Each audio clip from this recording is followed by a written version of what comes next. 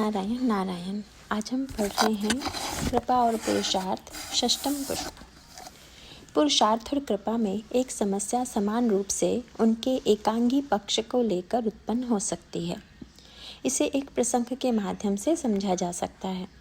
ब्रह्मा व्याकुल होकर देवता और मुनियों की ओर से निवेदन करते हैं कि ईश्वर अवतरित होकर इस पृथ्वी का भार दूर करे और रावण के अत्याचार से संत्रस्त समाज को उससे मुक्त करे। इस प्रार्थना के स्वर से द्रवित होकर आकाशवाणी होती है। जनी डर पहु मुनि सिद्ध सुरेसा, तुम्हें लागी धरि हऊ नर बेसा। मैं आप लोगों के लिए मनुष्य रूप में जन्म लूँगा और एक ही रूप में नहीं, अंशहन सहित मनुज अवतारा, अंशों के साथ मैं मनुष्य के रूप में जन्म लूँगा। सूर्य वंश में जन्म लूँगा और पृथ्वी का भार दूर करूँगा। भगवान का यह स्वर है। भगवान वहाँ प्रत्यक्ष नहीं थे, उनका स्वर ही देवताओं को सुनाई दिया और तब देवताओं की दुर्बलता सामने आई। उनकी दुर्बलता के लिए गोस्वामी जी ने एक छोटा सा शब्द जोड़ दिया, गगन ब्रह्म बानी सुनिकाना, तुरंत फिरे सुर हृदय जुड़ाना। सुनकर उनका हृदय शीतल हो गया और वे लौटने लगे। इसमें यह जो एक तुरंत शब्द है वह देवताओं के मनोभाव को सूचित करता है। भगवान के द्वारा जो आश्वासन दिया गया उसमें मुख्य माध्यम ब्रह्मा थे। जब कोई सभा समाप्त होती है तब उस सभा का संचालक यह बता देता है कि अब यह प्रसंग समाप्त हो रहा है, अब आप अपने घरों को लौट सकते हैं। पर गोस्वामी जी कहते हैं कि देवता तुरंत फिरे, जैसे कोई व्यक्ति अत्यंत उतावला हो कि कब यहाँ से छुट्टी मिले और मैं अपने दैनिक व्यवहार में या वासनाओं में संलिप्त हो जाएं। देवताओं के जीवन की जो यह व्याकुलता, व्यग्रता है, जिसकी अभिव्यक्ति तुरंत शब्द के माध्यम से होती है, इसका अभिप्राय है कि उन्होंने एक निश्चिंतता का अनुभव किया, क्योंकि भगवान ने उसमें यही कहा था कि मैं आपका भार दूर करूँगा, आप मत डरिए। इसमें उन्हें भगवान की कृपा का जो दर्शन हुआ कि भगवान स्वयं हमारे सारे कष्टों का समाधान करेंगे, तब उन्होंने इसका यही अर्थ लिया कि अब समस्या का समाधान तो ईश्वर ही करेगा, ईश्वर की कृपा से हो जाएगा।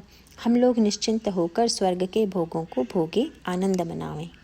देवताओं की यह मनोवृत्ति है।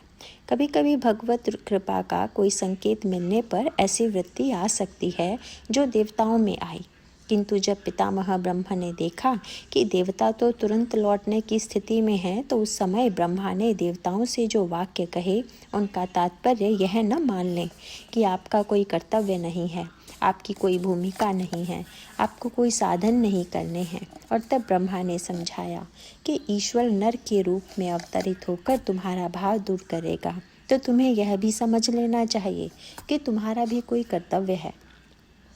उनका आदेश बड़े महत्व का था। उन्होंने कहा, बानर तनु धरि धरि मही, हरिपद से बहु जाय। उन्होंने कहा कि मनुष्य शरीर में भगवान जन्म ग्रहण कर रहे हैं और आप लोग वानर शरीर धारण कर भगवान के चरणों की सेवा में संलग्न रहें। और यही सूत्र बड़े महत्व का है। एक और ईश्वर है और सर्वशक्तिमान है, अपनी कृपा के द्वारा ही सब कुछ कर सकता है। लेकिन विवेक के देवता ब्रह्मा कहते हैं कि नहीं नहीं, स्वयं व्यक्ति को भी यह समझना चाहिए, देखना चाहिए कि भगवान की कृपा में उसकी स्वयं की अपनी क्या भूमिका होनी चाहिए। इन वानरों के लिए गोस्वामी जी ने जो आध्यात्मिक स्वरूप प्रस्तुत किया है, विनय पत्रिका में आप उसको पढ़ेंगे तो आपको लगेगा कि हाँ, साधन और कृपा का कितना बड़ा सामंजस्य है। विनय पत्रिका के उस पद में गोस्वामी जी से पूछा गया कि ये बंदर क्या है, तो उन्होंने उस पद में यही शब्द लिखे, कैवल्य साधन अखिल भालू मरकट, विपुल ज्ञान सुग्रीव कृत जलधि सेतु।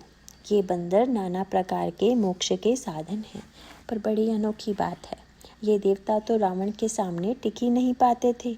जब कभी युद्ध हुआ तो राक्षसों के सामने देवता पराजित हुए, इंद्र भी हारा और उन्हीं देवताओं को वानरों के रूप में जन्म लेने के लिए कहा गया, आज्ञा दी गई। आप यह भी पढ़ते हैं कि अनेक ऐसे अवसर आते हैं कि जब बंदरों ने आक्रमण करके राक्षसों को परास्त किया, राक्षस उनके सामने से भागे। क्या सूत्र है? इसका अभिप्राय यह है कि मानो जो देव शरीर उन्हें प्राप्त था, जिसके द्वारा वे स्वर्ग में गए, उस समय उनके जीवन का लक्ष्य भोगों को भोगना था। जो हमने सत्कर्म किया, पुण्य किया, उनका भोग यहाँ नहीं कर पाए, उसको हम स्वर्ग में जाकर, क्योंकि स्वर्ग में वृद्धावस्था नहीं होती, रोग नहीं होते, तो स्वर्ग में विषयों के विशद भोग कर सकेंगे। यह देववृत्ति है। यही देववृत्ति अब बंदर बन जाएं। इसका अर्थ क्या है कि अब जो साधन हो वह पुण्य के फलस्वरूप भोगों को प्राप्त करने की न होकर भगवान की सेवा की भावना से की जाए। अपनी भोग वासना की तृप्ति के लिए जो कर्म किया जाता है तो उससे व्यक्ति को भोग ही प्राप्त होते हैं। पर व्यक्ति जब यह निर्णय कर ले कि नहीं, सत्कर्म का फल भगवान के चरणों की सेवा है, यही साधना का महानतम सूत्र है। वही देवता जो भोगों में रत थे बंदर बनते हैं, और उसमें वाक्य उन्होंने जोड़ दिया, बानर तनु धरी धरी मही हरिपद से वह जाए। आपको वानर शरीर जो ग्रहण करना है वह भोगों के लिए नहीं है। वानर शरीर में आपको ऐसे भोग उपलब्ध नहीं हो सकते। वानर शरीर तो भगवान की सेवा के लिए है। और तब यह संकेत सूत्र आता है कि सारे देवताओं ने बंदरों का शरीर ग्रहण किया। उनमें से कुछ बंदरों का सांकेतिक परिचय भी दिया गया। ब्रह्मा ने केवल देवताओं से यह नहीं कहा कि आप लोगों को वानर बनना चाहिए। स्वयं पितामह ब्रह्मा जाम्बवान के रूप में जन्म लेते हैं। ये जो जाम्बवान हैं उनका रीछ के रूप में बहिरंग वर्णन किया गया है। हनुमान जी के बारे में तो आपने बार बार सुना होगा कि हनुमान के रूप में शंकर जी ही जन्म लेते हैं, रुद्रांश से वे प्रकट होते हैं। और इसी प्रकार से ये जो बाली हैं, इंद्र ही जन्म लेते हैं बाली के रूप में। सूर्य के अंश से सुग्रीव जन्म लेते हैं। इस तरह से ये सारे बंदर देवताओं के ही भिन्न रूप हैं। और आगे चलकर बहुत विलक्षण सांकेतिक विश्लेषण किया गया। बड़ा आश्चर्य होता है, भगवान की सेवा के लिए जो देवता अवतरित हुए थे, वानर रूप में जिन्होंने जन्म लिया था, आप पढ़ते हैं कि वहाँ बाली और सुग्रीव में विरोध हो गया। और विरोध होने के बाद यह स्थिति आई कि अंत में भगवान राम ने सुग्रीव को आश्रय दिया और बाली का वध किया। क्यों? बाली तो इंद्र के अंश से जन्म लेता है। इनके मध्य यह कथा कैसे बैठ गई? जैसे अन्य वानर योद्धा भगवान की सेवा में सम्मिलित होकर लंका के आक्रमण में साथ हैं, इसी प्रकार से बाली को भी तो होना चाहिए था। पर यही तो सर्वश्रेष्ठ सूत्र है। यह सूत्र मानो यह बताने के लिए है कि कभी कभी साधक का जो पुण्याभिमान है, साधना का अभिमान है, वह किस सीमा तक बढ़ सकता है। इसका प्रतीक है बाली। बाली बड़ा तेजस्वी है, बड़ा पराक्रमी है। उसमें यह जो गाथा जुड़ी हुई है वह बड़े महत्व की है कि रावण ने भले ही संसार के समस्त योद्धाओं को परास्त कर दिया हो, पर बाली के सामने उसे परास्त होना पड़ा। बाली ने न केवल रावण को हरा दिया, बल्कि उसे अपनी बगल में दबाकर सारे द्वीप में भ्रमण करता रहा। इसका क्या उद्देश्य है, क्या अर्थ है? बाली की यह वृत्ति मानो इस दृष्टि से है कि इसमें ईश्वर की क्या आवश्यकता है। अपनी शक्ति से ही हम रावण को हरा सकते हैं, फिर क्यों प्रतीक्षा करें कि भगवान आवें, उनके द्वारा रावण की पराजय हो। यह बाली का अभिमान था। लगा मानो वह कितना बड़ा पुरुषार्थी था, कितना बड़ा पराक्रमी था कि रावण की उसके सामने एक न चली। रावण को उसने हरा दिया, पर उससे रावण की मृत्यु नहीं हो गई। और यह प्रतीकात्मक व्यंग्य है कि दो विकल्प हो सकते थे कि या तो वह रावण को मार देता तो मारा भी नहीं, दूसरा विकल्प यह हो सकता था कि वह रावण को हराकर उसके द्वारा पराजय स्वीकार कर लेने के बाद उसे लौट जाने की आज्ञा दे देता। पर उसने एक बीच वाला मार्ग चुना, और वह मार्ग था कि वह रावण को बगल में दबाकर चारों ओर भ्रमण करता है। यह बहुत बड़ा व्यंग है, और इसका अभिप्राय है कि जब कोई पुण्यात्मा, कोई पुरुषार्थी, कोई साधक अपनी विजय का प्रदर्शन करता फिरे, दिखावा करता फिरे, मानो उसको यह लगा कि यदि मैं किसी से कहूँ, क्योंकि वह जानता था कि रावण तो किसी को बताएगा नहीं कि बाली ने मुझे हरा दिया है, और मैं किसी से कहूँ तो शायद कोई विश्वास न करे कि रावण जैसे पराक्रमी को बाली कैसे हरा सकता है। इसीलिए बाली ने रावण को बगल में क्या दबा लिया, मानो अपनी विजय का प्रमाण पत्र बगल में दबाए हुए घूम घूम कर लोगों को दिखला रहा था। हम लोगों में से अधिकांश लोगों की वृत्ति बाली की वृत्ति से प्रेरित होती है। हम अपने श्रेष्ठ कार्य को, सफलता को बार बार दूसरों के सामने दिखाने की चेष्टा करते हैं। हम यह बताना चाहते हैं कि हमने कितनी ऊंची स्थिति पाली है, कितने महान संग्राम जीते हैं। यह जो बाली की वृत्ति है और यह जो योद्धा है, मानो इसका अर्थ यह है कि पुरुषार्थ से भी यह संभव है कि व्यक्ति मोह रूपी रावण को हरा दे, पर वह मार नहीं सकता। हरा देने और मार डालने में अंतर है। उसको कांख में दबा लेने पर भी यही व्यंग है। रोग को दबा लेने को दवा देना और बात है, और रोग को मिटा देने की दवा देना दूसरी बात है। रावण जैसे मोह रूपी रावण को इंद्र अर्थात पुण्य रूपी जो बाली है, वह उसे दबा सकता है और दबाकर अपना एक अभिमान पालता है। पर गहरी बात यही है कि बाली के जीवन में जो विकृति आई, वह क्यों आई? यह उसके पुण्याभिमान का परिणाम था। इस परिप्रेक्ष्य में देखें तो क्या हनुमान जी रावण को नहीं हरा सकते थे? हनुमान जी में तो बाली की अपेक्षा इतनी अधिक शक्ति है कि इनके लिए तो गोस्वामी जी ने लिखा अतुलित बलधामम। उनके बल को तौल ही नहीं हो सकती। जिन हनुमान जी के लिए यह कहा गया कि उनके समग्र बल को तोलना तो असंभव है, फिर भी कहा गया कि 10,000 हाथियों का बल इंद्र के ऐरावत में है, और यदि 10,000 ऐरावत हाथियों के बल को एकत्र कर दिया जाए तो उतना बल हनुमान जी की एक कनिष्ठा उंगली में है। अब जिसमें इतना बड़ा पराक्रम हो, तो क्या वे रावण को चुनौती नहीं दे सकते थे? रावण को नहीं हरा सकते थे? पर नहीं हराया उन्होंने। दूसरी ओर एक बड़ी बात है कि हनुमान जी और सुग्रीव का संबंध इतना घनिष्ठ है, और सुग्रीव को हनुमान जी इतना महत्व देते हैं, सम्मान देते हैं, वह तो सर्वविदित है। यदि बाली ने सुग्रीव को मारने की चेष्टा की और सुग्रीव चारों ओर भागते रहे, तो क्या हनुमान जी स्वयं सुग्रीव को नहीं बचा सकते थे? रावण को भी हनुमान जी मार सकते हैं और सुग्रीव को भी हनुमान जी बचा सकते हैं, लेकिन हनुमान जी ने दोनों ही कार्य नहीं किए। क्यों नहीं किए? बड़ा सांकेतिक उत्तर दिया गया। कहा जाता है कि जब प्रभु का राज्याभिषेक हुआ और एक दिन महर्षि अगस्त्य दर्शन के लिए पधारे, प्रभु ने पूजन किया। महर्षि ने जो जिज्ञासा की उसमें एक यह भी थी कि मैं समझता हूँ कि हनुमान जी के समान बलवान इतिहास में न हुआ न हो सकता है, पर इतनी सामर्थ्य रखते हुए भी उन्होंने बाली को दंड नहीं दिया, क्यों? तो उसका उत्तर उन्होंने यह कहकर दिया कि हनुमान जी को श्राप था कि उनको अपना बल भूला रहता था। यदि यह श्राप था तो यही कहा जा सकता है कि हमें अपनी विशेषता भूली रहे, अपने गुणों का हमें स्मरण ही न रहे, अपने गुणों का अभिमान न रहे, तो हमारा जीवन धन्य हो सकता है। हनुमान जी के जीवन में यह जो गुणों की विस्मृति है, वह श्लाघ्य ही तो है, वरेण्य भी है। हमारे और आपके जीवन में दो वस्तुएं हैं, स्मृति और विस्मृति। पर दुर्भाग्य हमारा यह है कि जिसकी हमें विस्मृति होनी चाहिए उसकी हम स्मृति कर रहे हैं, और जिसकी स्मृति होनी चाहिए उसको हम विस्मृत कर बैठे हैं। भगवान ने हमें यह जो विस्मरण दिया है, यह रामायण की अनोखी भाषा है। एक और आपने देखा कि रावण ने वरदान पाया, कुंभकर्ण और मेघनाद ने पाया, और दूसरी ओर आप पाएंगे कि भगवान विष्णु को श्राप मिला, हनुमान जी को श्राप मिला, नल नील को श्राप मिला। तो बड़े आश्चर्य की बात है कि जिन्हें हम आराध्य मानते हैं उन्हें श्राप मिला, और जिन्हें हम राक्षस कहते हैं उनको वरदान मिला। यह समझने योग्य बात है क्या कि यदि व्यक्ति में राक्षसी वृत्ति हो तो वह वरदान को श्राप बना देगा। यदि हमारे जीवन में साधना की वृत्ति हो तो हम श्राप को भी वरदान बना सकते हैं, और यही सत्य समझने योग्य है। यह केवल भक्तों के लिए ही नहीं बल्कि स्वयं भगवान के संबंध में कहा जाता है कि भगवान बड़े भुलक्कड़ हैं।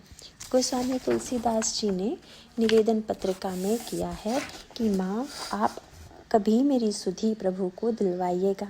माँ ने पूछा क्या उन्हें भी याद दिलानी पड़ती है? तो तुलसीदास जी ने यही कहा कि हाँ माँ, याद दिलानी पड़ती है। क्यों? बोले कब हूँ समय सुधिधाय भी, मेरी माँ तू जान की, बानी विसारण सील है मानद अमान की। जिन लोगों को अपने गुणों की स्मृति बहुत अधिक है, इसका अर्थ है कि अभिमानी व्यक्ति की कसौटी ही यह है कि जिसको स्वयं में जितना अधिक गुण और विशेषता दिखाई दे वह उतना ही अभिमानी है। पर जिसे अपने गुणों और विशेषताओं का विस्मरण हो जाता है वही व्यक्ति अमानी होता है। प्रभु बानी विसारणशील है। क्यों? बोले मानद दूसरों को सम्मान देते हैं और स्वयं बानी विसारणशील हैं मानद अमान की। वे निरंतर दूसरों को सम्मान देते रहते हैं, संतत दासन देहु बड़ाई, पर अपने गुणों को भूले हुए हैं। प्रभु का यह जो स्वभाव है वही उसके प्रिय से प्रिय भक्त के जीवन में होना चाहिए। और इसीलिए आप बार बार यह पाएंगे कि भक्त निराभिमानी होते हैं और वे अपने गुणों से, यदि गुण सामने आए तो गुण तुम्हार समुझई निज दोषा, जही सब भांति तुम्हार भरोसा, राम भगत प्रिय लागहि जेहि, तेहि उर बसहु सहित बैदेहि। तो मानो हनुमान जी और बाली में यही अंतर है। हनुमान जी तो साक्षात रुद्रावतार हैं, शिव के अवतार हैं, घनीभूत विश्वास हैं। इसीलिए भी बड़ी सुंदर बात उन्होंने अपने चरित्र के द्वारा दिखा दी। बोले मारना और बचाना दोनों प्रभु के काम हैं। मोह मरेगा तो प्रभु की इच्छा से, और जीव की रक्षा होगी तो भगवान के आश्रय से। मानो वे अपनी नहीं, प्रभु श्री रामचंद्र की महिमा प्रतिष्ठापित करना चाहते हैं। यही उनकी विलक्षणता है। तो इसलिए यह जो बाली का संस्कार है, वृत्ति है, प्रकृति है कि हम निरंतर अपने गुणों का प्रदर्शन करते रहते हैं। गोस्वामी जी ने विनय पत्रिका में कहा कि जैसे कोई व्यक्ति कुछ छिपा कर रखे तो हम लोग किस वस्तु को छिपाते हैं। धन भी छिपाएं तो उतना नहीं छिपाते। छिपाते क्या हैं? किए सहित स्नेह जे अघृदय राख चोरी। जितने पाप किए हैं उन्हें इतनी गहराई से छिपाते हैं कि किसी दूसरे को भनक भी न लगने पाए। और संग बस किए शुभ सुनाए, दूसरे की संगति से जो कुछ अच्छा कार्य हो गया, संग बस किए शुभ सुनाए, सकल लोक निहोरी। सबको दिखलाते फिरते हैं। बाली का जो चरित्र है वह यह बताने के लिए है कि बड़े से बड़ा साधक देवता पद पाने के बाद भी यदि अभिमान युक्त है तो अंततो गत्वा उसे ईश्वर के बाण का प्रहार झेलना होगा, और उसका गर्व तो बढ़ता ही जाता है। वह बहुत मनस्वी और तेजस्वी है। एक दूसरा प्रसंग भी बाली के जीवन में आता है जिसका वर्णन सुग्रीव ने प्रभु को सुनाया था। एक मय दानव है, यह लंका का रचयिता है। इसी मय दानव ने लंका को दिव्य रूप में प्रस्तुत किया था। दूसरे राक्षस का नाम मायावी था। मायावी को भी बाली ने हराया। बाली के जीवन में तो कोई पराजय का प्रसंग ही नहीं है। चाहे कितना भी बड़ा योद्धा क्यों न हो, बाली उसकी चुनौती स्वीकार करता है, उसे हरा देता है। वह प्रसंग आपने अवश्य पढ़ा होगा जब सुग्रीव ने प्रभु को सुनाया कि एक दिन ऐसा विलक्षण अवसर था कि अर्धरात्रि के समय मायावी राक्षस ने बाली को उसके महल में जाकर गर्जना की, उसे ललकारा। मायावी का एक गणित है। माना जाता है कि दिन में वानर की बुद्धि और शक्ति काम करती है और रात्रि में वह शक्ति नहीं रहती। राक्षसों के लिए कहा जाता है जातु धान प्रदोष बल पाई। वे रात्रि के द्वारा बली होते हैं। जब यह जो स्थिति थी जिसमें मायावी ने सोचा कि यह बहुत बढ़िया बात है, बाली ने रावण को हरा दिया और यदि मैं उसे दिन में चुनौती दूं तो मुझे भी बाली हरा देगा, फिर क्यों ना मैं अर्धरात्रि के समय जाकर गर्जना करूं और वानर सामने आएगा नहीं। तब मैं कहूँगा कि लड़ने की तो बात ही क्या है, बाली तो डर के मारे मेरे सामने ही नहीं आया। लेकिन सुग्रीव ने बताया कि मय सुत मायावी तेहि नाऊ, आवासो प्रभु हमरे गाऊ, अर्धराति पुर द्वार पुकारा, बाली रिपु बल सही न पारा। बाली सह ही नहीं पाता। बाली को कोई चुनौती दे और वह उस चुनौती के सामने अपने को झुका दे। उसने मायावी का पीछा किया। इस प्रसंग पर यदि आप आध्यात्मिक दृष्टि से विचार करें तो पाएंगे कि इसमें एक महत्व का सूत्र है। यह जो मय दानव है वह बड़ा चमत्कारी था, नगर रचना में बड़ा कुशल था। इसी मायावी दानव के संबंध में जब किसी ने गोस्वामी जी से पूछा कि महाराज, मय दानव ने 400 कोस की सोने की लंका बना डाली, यह तो असंभव लगता है कि, तो गोस्वामी जी ने कहा कि वह मय दानव तो आपके पास भी है और वह वही करता रहता है जो मय दानव ने किया। जिस दानव ने इंद्रप्रस्थ में युधिष्ठिर के लिए सभा भवन का निर्माण किया तो वह भी मय दानव था।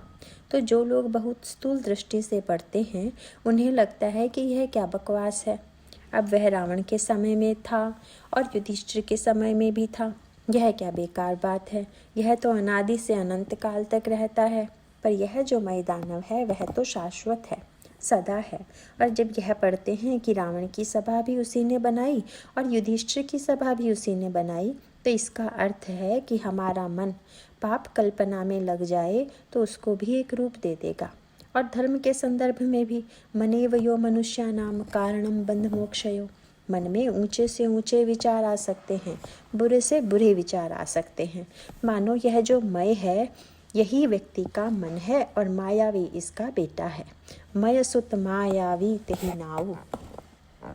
यह मायावी कौन है? हमारे मन में जन्म लेने वाले दुर्विचार हैं, संकल्प हैं, उसी का नाम मायावी है। और मन में जो यह मायावी दिखाई देता है, मन में जब अच्छी बातें आती हैं तब उसे पूरा करने में भले ही हम सफल न हों, पर बुरे विचार आते ही उसे तत्काल पूरा कर देते हैं। तो यह जो मन का संकल्प है यही मायावी है और वह चुनौती देता है अर्धरात्रि के समय। साधक को यदि बुराइयों की ओर से, दुर्गुणों की ओर से चुनौती मिले तो उसे क्या करना चाहिए? क्या प्रत्येक बुराई की चुनौती को स्वीकार करके उससे लड़ना चाहिए? क्या अपनी वीरता दिखाने के लिए कि हम कितने सामर्थ्यशील हैं, और यदि बुराई सामने है तो हम उससे लड़कर दिखा देंगे, तब तो जीवन भर यह दृश्य चलता रहेगा, कभी भी इससे छुटकारा नहीं मिलेगा। हमारे प्रसिद्ध संत श्री उड़िया बाबा जी महाराज कहा करते थे कि गांव के जो कुत्ते होते हैं उनका एक विचित्र स्वभाव देखेंगे। गांव के कुत्ते कभी कभी उनके मन में भी मौज आ जाती है किसी और स्थान में जाने की, और जब वे दूसरे मोहल्ले में जाते हैं तो वहाँ के कुत्तों का मोहल्ला होता है, वहीं से झगड़ा शुरू होता है। दूसरे मोहल्ले का कुत्ता आया तो उस मोहल्ले के सारे कुत्ते उसे भौंकने लगे। बाबा कहा करते थे कि यदि वह हर भौंकने वाले कुत्ते से उलझ जाए तो वहाँ से कभी नहीं निकल पाएगा। तो उन्होंने कहा कि साधक को तो बस उसी कुत्ते की तरह पूंछ दबाकर भागना चाहिए, उसको अपनी वीरता दिखाने के लिए लड़ने की आवश्यकता नहीं है। उस अकेले कुत्ते पर 10-20 कुत्ते मिलकर आक्रमण करेंगे तो वह क्या कर लेगा। बाबा कहा करते थे कि साधक स्वयं अपने आप को सिंह न समझकर यदि अपने को श्वान के रूप में देखे और पूंछ दबाकर भाग सके तो बुराई से बच सकता है। यह बहुत बड़े अनुभव की बात है। उनका जीवन तो साधना का भंडार था और उन्होंने जो बात कही वह बड़े महत्व की है। साधक यदि यह निर्णय कर ले कि हम काम के विजेता हैं और यह दिखलाने के लिए नग्न स्त्रियों के बीच में बैठ जाए, तब तो उसका सर्वनाश ही हो जाएगा। मानो वह यह चेष्टा करने लगे तो साधक का विनाश होगा। तो वस्तुतः बुराइयों से लड़ना आवश्यक हो जाए तो लड़ना भी पड़ता है, अनिवार्य भी हो सकता है। लेकिन कभी ऐसा बुद्धिमान व्यक्ति होता है कि जो समझ लेता है कि उचित यही है कि अपने आप को उस बुराई से दूर कर लो। व्यक्ति की सबसे बड़ी समस्या यही है, वह इतना अभिमानी है कि कभी कल्पना ही नहीं कर सकता कि कोई मुझे चुनौती दे और मैं ना ही कर दूं। और यह मायावी सचमुच मायावी है। जब अर्धराति पुरद्वार पुकारा, बालिरिपु बल सही न पारा। और जब निकल कर बाली बाहर आया तो वह घबरा गया। उसे तो यह कल्पना भी नहीं थी कि बंदर रात में भी बाहर आ सकता है। देखी सो भागा। और तब ये जो दो भाई हैं और दोनों में अनोखा अंतर है। बाली जितना ही वीर है, सुग्रीव उतना ही दुर्बल। साधारणतया उसे दुर्बल नहीं कह सकते, पर उसमें वैसी वीरता नहीं थी जैसी बाली में थी। लेकिन नकल करने की भी आदत होती है साधकों में। बाली जा रहा था तो वह भी पीछे लग गया। क्यों? बोले कोई यह न समझ ले कि मैंने संकट के समय भाई का साथ छोड़ दिया। इसीलिए उसने बाली का अनुगमन किया और बाली को देखकर भागता हुआ मायावी एक गुफा में प्रविष्ट हो गया। यह हमारे मन की जो वासनाएं हैं वे कभी कभी दुर्गुण के रूप में प्रत्यक्ष होती हैं। कभी ये दुर्गुण अंतर्गुफा में प्रविष्ट हो जाते हैं। तब बाली भी उस गुफा में बैठने लगा और सुग्रीव से उसने यही कहा, तुम यहीं पर रहो, तुम्हें भीतर आने की आवश्यकता नहीं है।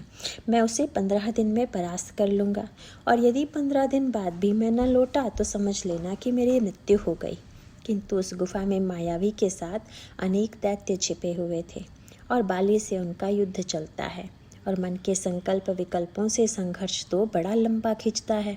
सुग्रीव ने कहा कि वह 15 दिन के स्थान पर 1 महीने तक प्रतीक्षा करता रहा, और जब मैंने देखा कि गुफा से रक्त की धारा बह रही है तो मैं डर गया। क्योंकि मुझे लगा कि यह रक्त मेरे भाई बाली का है, और जब मायावी ने मेरे भाई का वध कर दिया तो फिर मैं तो क्या लड़ूंगा, इसीलिए यहाँ से भागो। बाली इतना अधिक वीर है कि वह भागता ही नहीं है, और इसके विपरीत सुग्रीव इतने भगोड़े हैं कि जब देखो तब भागने की बात करते हैं। पलायनवादी होना चाहिए कि वीर होना चाहिए, दोनों बातें समय पर सही और गलत दोनों हो सकती हैं। सुग्रीव लौटकर महल में आए और घोषणा कर दी कि मायावी ने बाली को मार दिया। लोगों ने कहा कि राजा तो होना ही चाहिए। तब उन्होंने सुग्रीव से अनुरोध किया और सुग्रीव सिंहासन पर बैठ गए। यह सुग्रीव के चरित्र की दूसरी दुर्बलता थी, और दूसरी दुर्बलता का तात्पर्य यही है कि वे कह सकते थे कि बाली हमारे बड़े भ्राता थे और उनका पुत्र अंगद है, तो परंपरा राज्य तो अंगद को मिलना चाहिए। पर जब सत्ता का प्रलोभन आता है तो उससे निकल पाना बड़ा कठिन है, और सुग्रीव राज्य स्वीकार कर लेते हैं। दूसरी ओर बाली मायावी और उसके साथियों का वध करने में सफल होता है। किष्किंधा पहुंचकर उसने जो ही देखा कि अरे मेरे सिंहासन पर सुग्रीव बैठ गया, बस देखी मोहि जित जिय भेद बढ़ावा, भेद बुद्धि का उदय हुआ। यह स्वाभाविक भी है, जहाँ अभिमान होगा वहाँ द्वैत अवश्य होगा, क्योंकि द्वैत के बिना अभिमान की पुष्टि नहीं होती। द्वैत अभिमान का स्वाभाविक परिणाम है, फल है। अब आप कल्पना कीजिए कि यदि अंगद सिंहासन पर बैठे हुए मिल जाते तो बाली को बुरा थोड़े ही लगता। उसको लगता, जब उन्हें कह दिया जाता कि आपकी मृत्यु की कल्पना से आपके पुत्र को राज्य दे दिया गया, तो उसको लगता कि ठीक है। लगता है कि उनको भ्रम हो गया, लेकिन बाली ने यह तर्क दिया कि इसने बहाना किया। क्यों? सुग्रीव ने यह गणित कर लिया कि अब मायावी निकलेगा तो मुझे मारेगा, तो कोई बचाव का उपाय तो करें। फलस्वरूप उसने एक बहुत बड़े पर्वत खंड को लाकर उस गुफा के मुंह पर रख दिया, और जब तक इस पर्वत खंड को हटाकर निकालने की चेष्टा करता रहे तब तक हम भागकर अपने नगर में छिप जाएं। तो बाली भी जब निकलने लगा तो उस पर्वत को तो धकेलना ही पड़ा। उसे लगा कि सुग्रीव ने योजना पूर्वक पत्थर लगा दिया कि मैं निकल ना पाऊं। तब आप जानते हैं कि वह विद्वेष सुग्रीव का सब कुछ छीन लेता है। सुग्रीव भागता है तो बाली उसका पीछा करता है। सुग्रीव सर्वत्र भागते फिरे और अंत में वे जाकर ऋष्यमुख पर्वत पर अपने को स्थापित करते हैं, क्योंकि बाली को शाप है कि बाली वहां नहीं आ सकता। सभी कथाएं बड़े महत्व की हैं। यह श्राप बाली को क्यों मिला? बाली ने दुंदुभि नामक राक्षस को भी मारा। वह राक्षसों को तो मारता ही रहता था, तो मारकर फिर वही दिखावे वाली बात। रावण को तो बगल में दबाया, लेकिन दुंदुभि राक्षस को मारने के बाद उसने सोचा कैसे प्रदर्शन हो, तो ऋष्यमुख पर्वत पर ऋषि मुनियों का आश्रम था, वहां उठाकर फेंक दिया कि मुनि लोग भी देखें कि बाली कितना बड़ा योद्धा है। पर मुनियों को यह असह्य लगा कि यह व्यक्ति प्रदर्शन कर रहा है। चारों ओर रक्त फैला दिया, अपवित्र कर दिया आश्रम को। तब उन्होंने श्राप दिया कि इस दुंदुभि राक्षस के शव को जिसने यहाँ फेंका है, वह यदि यहाँ प्रवेश करेगा तो उसकी मृत्यु हो जाएगी। जहाँ ऋषि मुनि निवास करते हैं वहाँ अभिमानी का प्रवेश निषिद्ध है, इसीलिए सुग्रीव वहाँ स्थित हो जाते हैं। यदि आप रामायण और महाभारत की तुलनात्मक विवेचना करें तो आपको वहाँ भी ये दो व्यक्ति दिखाई देंगे। सूर्य के अंश से कर्ण का जन्म हुआ, इंद्र के अंश से अर्जुन का। पर त्रेता युग में भगवान राम ने सूर्य पुत्र सुग्रीव का पक्ष लिया, और द्वापर में कृष्ण ने इंद्रपुत्र अर्जुन का पक्ष लेते हुए सूर्य पुत्र कर्ण के वध करने का उपाय किया। त्रेता युग में भगवान राम ने सूर्य पुत्र सुग्रीव की रक्षा की और इंद्रपुत्र बाली पर स्वयं बाण चलाया। क्या यह युग बदलने से क्रम बदल गया? यहाँ भगवान ने सूर्य के पुत्र की रक्षा की और वहाँ इंद्र के पुत्र की रक्षा की। एक सज्जन ने कहा, भगवान ने हिसाब किताब बराबर कर दिया। यह क्या बात हुई? एक बार किसी का साथ दिया, दूसरी बार दूसरे का। उसमें अंतर यही है कि द्वापर में इंद्रपुत्र अर्जुन नम्र है और सूर्यपुत्र कर्ण गुणवान होते हुए भी अभिमानी है। दूसरी ओर त्रेता युग में सूर्यपुत्र सुग्रीव नम्र है और इंद्रपुत्र बाली अभिमानी है। सूत्र क्या है? भगवान किसका साथ देते हैं? जिसमें अभिमान का अभाव है। मैं रहित व्यक्ति ही भगवान की कृपा पाने में सक्षम है। इसीलिए दोनों में भगवान की भूमिका यही है कि वेद पुराण बखानी कहे, गुमान गोविंद ही भावत नाही।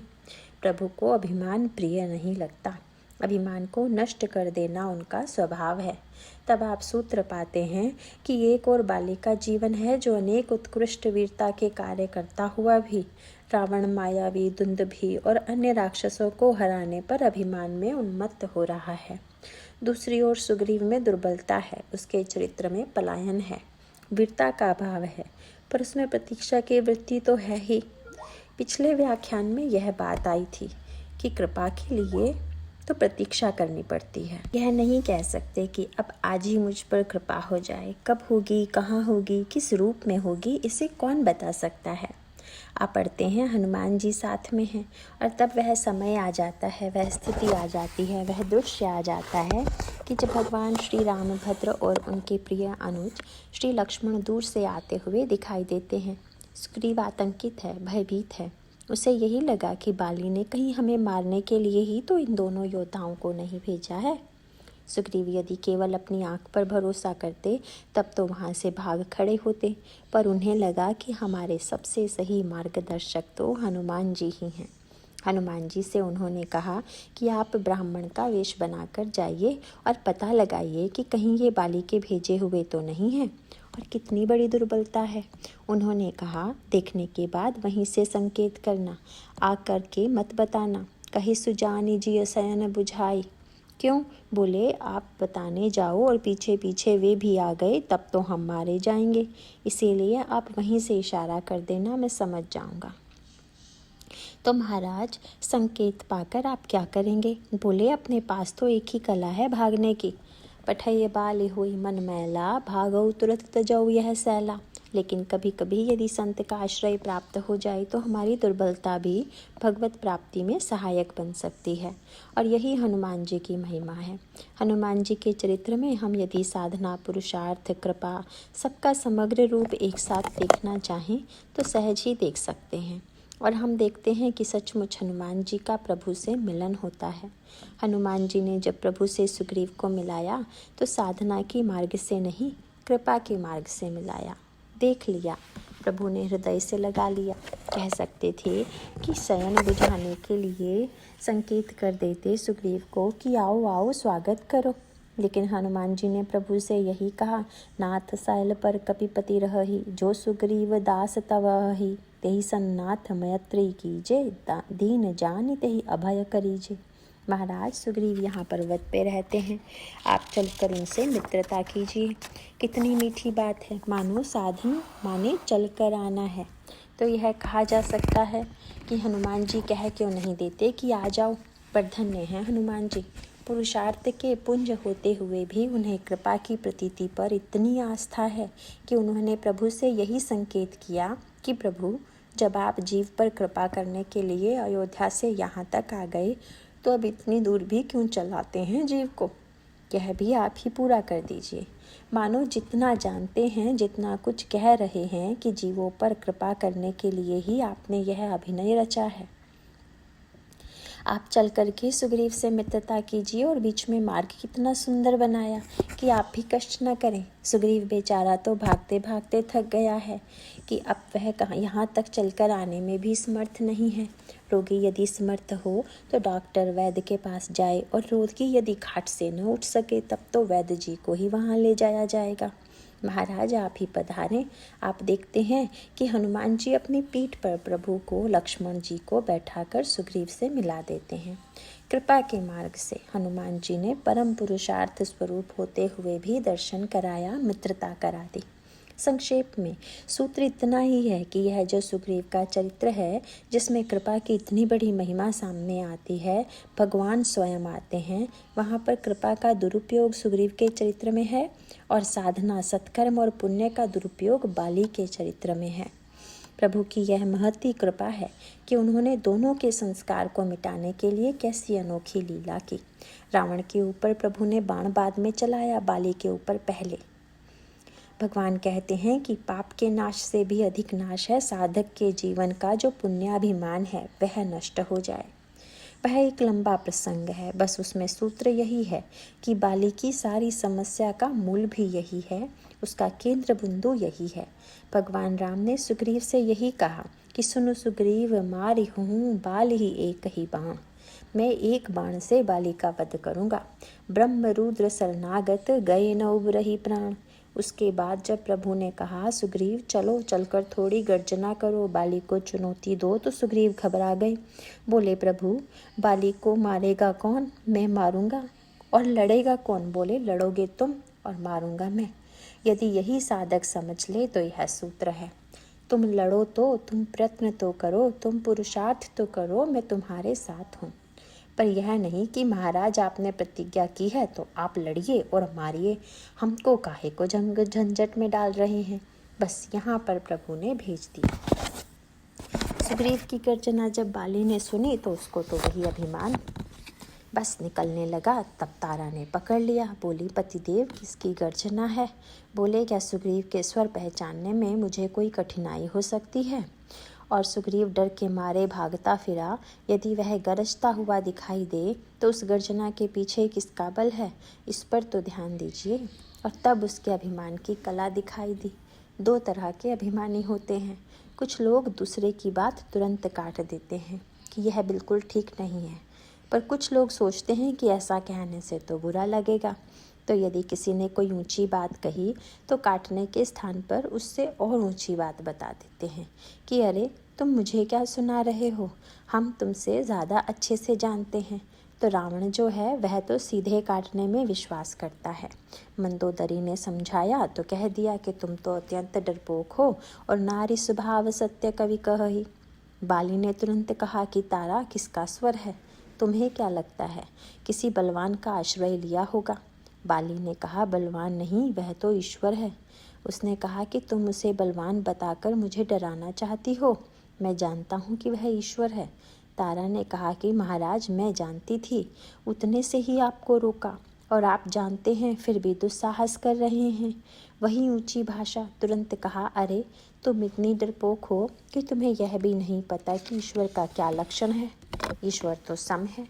उसने कहा कह बाली सुनु भीरु प्रिय, समदर्शी रघुनाथ। भगवान तो समदर्शी हैं, मुझ में और सुग्रीव में वे भेद कैसे करेंगे? तुम मनुष्य मानकर उन्हें बलवान कह रही हो, नहीं वह ईश्वर हैं। मुँह देखने लगी तारा। तो तारा ने कहा कि महाराज, जब सुग्रीव को उन्होंने मित्र बनाया है तो उन्होंने कोई न कोई तो निर्णय किया है। तो अच्छा चलो, मुझे मार देंगे तो चिंता क्या है? कह बाली सुन भीरु प्रिय, समदर्शी रघुनाथ। जो कदाचि मुहि मारही तो पुनि होऊँ सनात। मेरा वध करेंगे तो मैं सनात हो जाऊंगा। कितनी ऊंची भावना है। भगवान मारेंगे इसमें चिंता की क्या बात है? उससे तो मैं सनात हो जाऊंगा। हम लोग जितनी सरलता से बाली के विषय में भ्रम में पड़ेंगे, वैसे तुलसीदास नहीं पड़े। उनसे पूछा गया कि बाली ने दो प्रकार की भाषा का प्रयोग किया, ज्ञान की भाषा और भक्ति की भाषा। तो ये ज्ञानी है कि भक्त हैं? गोस्वामी जी ने कहा न ज्ञानी है न भक्त है। भाषा बोल देने से कोई ज्ञानी और भक्त थोड़ी ही हो जाता है। वह प्रसंग बड़ा विस्तृत है। इतना ही है कि भगवान ने प्रहार किया और बाली के सामने गए। तब बाली ने पूछा तो भगवान ने यही आरोप लगाया कि तुम्हारी समस्या है मूढ़ तोय अतिशय अभिमाना, मम भुजबल आश्रित ते ही जाने। मानो भगवान पहले बाली पर प्रहार करते हैं और जब बाली का अभिमान नष्ट हो गया, समर्पण और नम्रता की बात आई तो भगवान कहते हैं तुम जीवित रहो। मानो भगवान कहते हैं कि हमें पुण्याभिमान मारना है। कोई पुण्य को मारने की अपेक्षा थोड़ी ही है। बाली को मारना अपेक्षित नहीं है। मानो जहाँ पर साधक में अपनी विशेषता, अपने पुरुषार्थ का अभिमान है, उस पर बाण चलता है और वह अभिमान नष्ट होकर ही बाली धन्य हो जाता है और भगवान के धाम में जाता है। तो मानो बाली का जो अभिमान था वही उसका अवगुण था। और सुग्रीव बेचारे तो ऐसे अनोखे हैं कि गए और भगवान से ऊंची भाषा में बोले थे कि शत्रु मित्र मिथ्या है, पर बाली का मुक्का लगते ही आकर भगवान को उलाहना देने लगे। आपने तो कहा था कि बाली को एक ही बाण से मारेंगे और मैं पिटता रहा। भगवान ने कहा कि पहचान नहीं पाया। बड़ा मीठा संकेत था। और उसके पश्चात भगवान ने छू दिया, कृपा कर दी। कर परसा सुग्रीव शरीरा, तनुभा कुलिस गई सब पीरा। दर्द मिट गया। भगवान ने कहा एक बार और लड़ो। अब दूसरी बात आई सुग्रीव के मन में कि अब भगवान शरीर छू कर दर्द दूर कर चुके हैं और भगवान ने कहा कि मैं बल भी दे दूंगा और बल दे दूंगा तो जाकर लड़ो। तैयार हो गए, सोचने लगे कम से कम प्रभु का बल लेकर हम लड़ेंगे, बाली को हराएंगे, पर अंत में तो यही माना जाएगा कि अंतिम युद्ध में सुग्रीव जीता। लेकिन गणित गड़बड़ा गया। जब लड़ने पहुंचा तो सोचा कि केवल भगवान के बल से काम कैसे चलेगा, तो उसने एक वस्तु और जोड़ दी। बोले थोड़ा भगवान का बल, थोड़ा अपना छल, दोनों मिला दें तो जो जबलपुर के नवयुवक विद्यार्थी की तरह बिना पढ़े MA में प्रथम श्रेणी में पास हुआ। मैंने पूछा बिना पढ़े कैसे पास हो गए? बोले इसका तो सरल सा उपाय है। क्या? बोले अकल धन और नकल बराबर सफल। भाई कुछ अकल लगाया, नकल कर लिया, हो गए सफल। तो उसने यह मान लिया कि भगवान का बल और अपना छल, पर उनको पता नहीं था कि भगवान का बल और छल दोनों जुड़ नहीं सकते हैं। वह जो छल है वह तो उल्टा गणित हो गया। जब बाली ने सुग्रीव को मारा तो पूरी तरह से डर के मारे पुकार उठा, हे प्रभु मैंने बड़ा व्यर्थ का झमेला ले लिया, कृपा करो मैं तो मरा। बहु छल बल सुग्रीव कर ही हारा, भयमानी मारा बाली राम तब हृदय माज सरतानी। सुग्रीव की रक्षा हुई, बाली का अभिमान छूट गया, बाली को भी भगवान का धाम मिल गया। पर कृपा का दुरुपयोग, यह एक सुदीर्घ प्रसंग है। सुग्रीव ने भगवान से कहा था सीता जी का पता भी लगाना है, पर भगवान बड़े कोमल हैं, बड़े कृपालु हैं। सुग्रीव ने सोचा कि यह तो उन्होंने कहा नहीं है कि कितने दिन में पता लगाना है, तो देखेंगे। यही है कृपा का दुरुपयोग। भगवान ने कलंक लेकर, अपयश लेकर सुग्रीव को राज्य दिया, पर सुग्रीव विषय भोग में भूल गए और तब प्रभु को लगा कि नहीं, यह तो मेरी कृपा का अर्थ ही दूसरा ले रहा है। तब प्रभु ने कहा कि लक्ष्मण, जही सायक मारा मैं बाली, तही सर हतो मूढ़ कह काली। जिस बाण से मैंने बाली का वध किया था, उसी बाण से मैं कल इस मूर्ख सुग्रीव का वध करूंगा। अब तो लक्ष्मण जी को लगा कि यह कार्य प्रभु के द्वारा न होकर मेरे द्वारा हो तो अच्छा। प्रभु क्रोध में दिखाई दे रहे हैं, प्रभु सुग्रीव को मारने के लिए कह रहे हैं, लगा भगवान दंड देने के लिए व्यग्र हैं। और जब लक्ष्मण जी ने कहा कि आप क्यों कष्ट करेंगे, मैं जाकर मार देता हूँ, आपने जिसके लिए इतना किया वह यदि इतना कृतधन है तो उसको मार देना ही ठीक है। तो प्रभु के भीतर से कृपा के पुंज हैं, बाहर से केवल नाटक कर रहे हैं। प्रभु ने लक्ष्मण जी से कहा कि क्या तुम समझते हो कि मैं सचमुच मार डालूंगा सुग्रीव को? बाली को भी कहाँ मारा था, उसको भी तो छोड़ने के लिए तैयार था। प्रभु ने कहा सुग्रीव डर के मारे मेरी शरण में आया है, डरपोक है। बाली मर गया तो इसका डर भी छूट गया है, तो इसका मरना तो यही है कि जाकर इसको फिर डरा दो। प्रभु जानते हैं कि इसका कल्याण कैसे होगा। लक्ष्मण जी ने कहा जो आज्ञा। जब लक्ष्मण जी जाने लगे तो प्रभु को डर लगा। बोले लक्ष्मण, अब मुझे डर लग रहा है। आपको किससे डर है? तुमने जब कहा कि मैं जा रहा हूँ तो मुझे यह डर लग रहा है कि तुम तो जानते ही हो कि सुग्रीव कितना डरपोक है, उतना ही भगोड़ा है। तो कहीं ऐसा नहीं डराना कि वह कहीं भाग जाए, ऐसा डराना कि इधर ही आवे। तब अनुज ही समझावा, रघुपति करुणासीव, भय दिखाई ले आवहु, तात सखा सुग्रीव। सूत्र यही है कि भगवान तो कृपामय हैं, पर वे कभी कभी जीव को अपनी शरण में बुलाने के लिए दंड का नाटक करते हैं। पर विचित्र है जीव का स्वभाव। सुग्रीव आए, लेकिन हनुमान जी और लक्ष्मण जी उन्हें साथ लेकर आए। आने पर सुग्रीव ने सफाई क्या दी? यह नहीं कि भूल हो गई, उन्होंने भगवान से यही कहा, नारी नयन सर जाहि न लागा, घोर क्रोध तम निसि जो जागा, लोभ पास जही गर न बंधाया, सो नर तुम समान रघुराया। प्रभु, जो काम क्रोध लोभ को जीत ले वह तो आपके समान है। तो भगवान के मित्र हैं तो भगवान के समान तो होना ही चाहिए। जीव भी है भगवान का मित्र। लेकिन वहारे सुग्रीव कहने लगे कि मैं क्या करूं? क्या? बोले मैं भी चाहता था कि मैं आपकी तरह बनूं, पर यह गुण साधन ते नहीं होई, तुम्हारी कृपा पाव कोई। यह तो आपकी कृपा से होता है। एक कृपावादी है, एक पुरुषार्थवादी। भगवान तो उदार हैं, हंसने लगे। मानो इसका अभिप्राय यह है कि हमें जीवन में कृपा के नाम पर यह संतोष नहीं कर लेना है कि जो कुछ होगा वह कृपा से होगा, और हम अपने जीवन में थोड़े से सद्गुणों के द्वारा यह भ्रम न पालने कि हम बुराइयों को निशेष कर सकते हैं। इसीलिए श्री हनुमान जी के समान जिसके जीवन में साधना और कृपा दोनों की पराकाष्ठा है, और मुझे विश्वास है वे ही हमारे आराध्य हैं, और कृपा तो अनंत है।